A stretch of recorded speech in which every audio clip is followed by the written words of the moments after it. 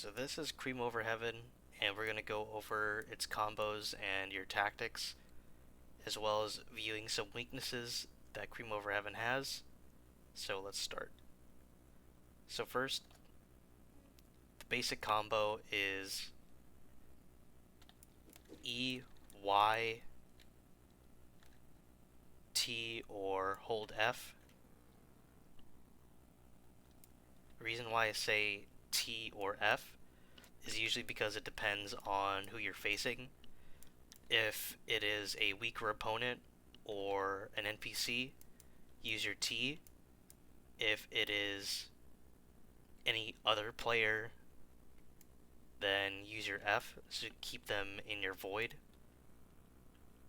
or your pool of blood, I should say. And usually your R is reserved as the last thing that you should do, the finishing touch of the combo, or your start, or your engage, I should say. So here's what it would look like if I use the R to engage with the basic combo. So usually I'll go in, deal as much damage as I can, use the Y button to sleep them, hold F to swirl them around the pool, and then hold T while walking away from them to deal more damage.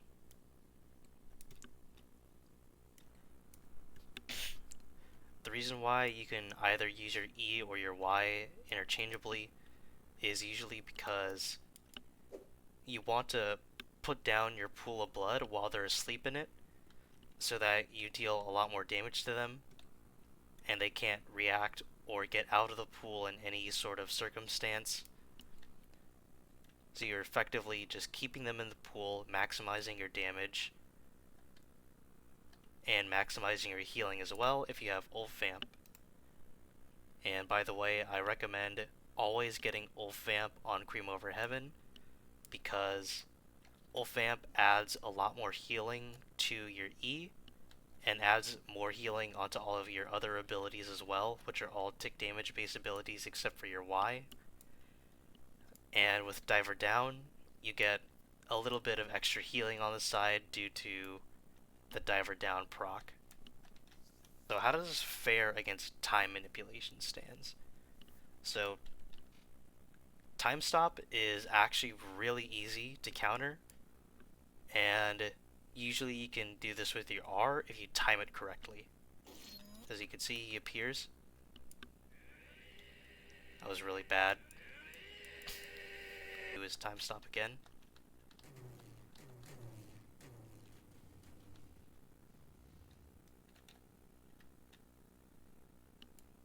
That's really odd. But yeah. You should be able to always do this. For Dio, I can't demonstrate that because sometimes Dio looks like he's going to time stop, but then he just does it later, so I'm going to demonstrate that with my alt. So once they do the time stop animation, use your R, and you'll be able to either run away or deal that extra bit of damage to them. It's your choice, really. Although my best option is usually to run away, because you don't know how much of their special they have, how long the time stop is going to go for, and all that other stuff. Usually, some people like to put 200 or 100 in this special, so that they can have a good amount of time to murder you. So the best option is usually just run. You might see it as a coward tactic, but honestly, your R is a saving grace. Don't use it unnecessarily. Don't use it to deal a little more damage in the middle of your combo. You should always use it towards the end or in the beginning to hunt down your enemy and engage them, in case you don't have any sort of gap closer. So let's do this combo again.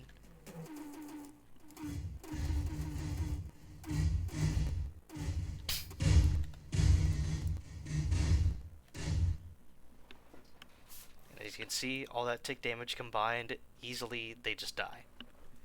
It's also, in part, also due to Diver Down. You can also use Killer Queen Alternate Universe as a sub, or you could also use Cream as a sub. Although, since Diver Down deals more damage than both subs, and always procs, Diver Down is pretty much the best thing to go. And some weaknesses to Cream Over Heaven. A lot of its abilities have long cooldowns. As you can see, the E has a 20-second cooldown. Your Void Ball has a 10-second cooldown, or approximately a 10-second cooldown. Although if you use the full length of it, it has also a 18-second cooldown, I believe. So let's try it. It has a 20-second cooldown just like the pool. Your Numbing Mind has a 15-second cooldown. Your T button has the lowest amount with 7 seconds. It's also the least amount of tick damage, but the fastest acting tick damage as well. And your dragging move, your pull, Infinite Void, 30 seconds. All of its moves have a really long cooldown, which is why you want to use your R, your Void Ball, towards the end when you need to escape, or you know you're confident enough to see that they're about to die, and you could use the bit of damage from your Void Ball to finish them off. So essentially, if your basic combo does not kill them, run away. Or if it does severely damage them and you know you can kill them, you could use your R to finish them off. And if you get out of your R by then, you should have your Numbing Mind and your T ready, Dream Eater. So Numbing Mind and Dream Eater pair up really well, usually because your T gains extra damage if your target is asleep. This is why you can use the Infinite Void and Dream Eater interchangeably if you really want to, although I would still recommend using it after Infinite Void, just because your opponent is usually more likely to either escape or try to kill you now that you don't have your drag or your sleep. So you usually want to create some distance between you and your opponent while using Dream Eater to deal an extra bit of damage to punish them,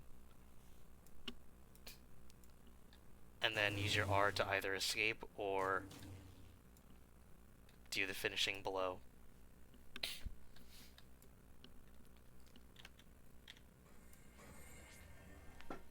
So that is one weakness. Another weakness is that a lot of your damage deals single-digit numbers, so your healing will also be, even though your healing rate is really high, it also has low numbers as well.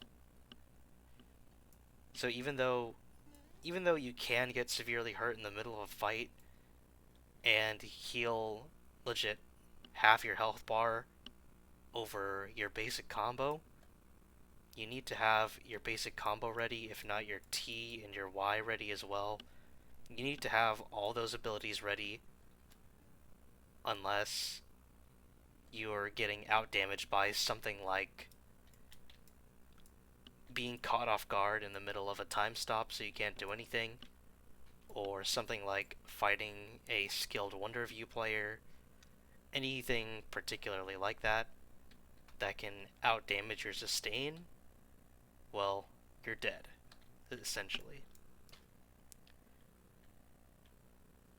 There's not really much to talk about aside from what people usually tend to do with Cream Over Heaven, but Usually Cream Over Heaven is pretty straightforward once you learn everything. Using your pull and your Y and your drag. Every Cream Over Heaven player will use their pull and drag you into it, do that damage. Every Cream Over Heaven user will use their sleep and their T on you at the same time, deal that extra bit of damage. Overall, Cream Over Heaven's combos are very straightforward. Not a lot of variety in the combos as well. Although it is a DPS stand, not a burst stand, so you can't exactly have as much variation to your attacks as, say, King Crimson. But it is a very powerful stand. I recommend you try it out. And if you don't know what my trait is, it's Godly. You could also have Powerhouse or Mighty on it. Really doesn't matter. Potency is the best option. Godly obviously is top tier. And that's really it.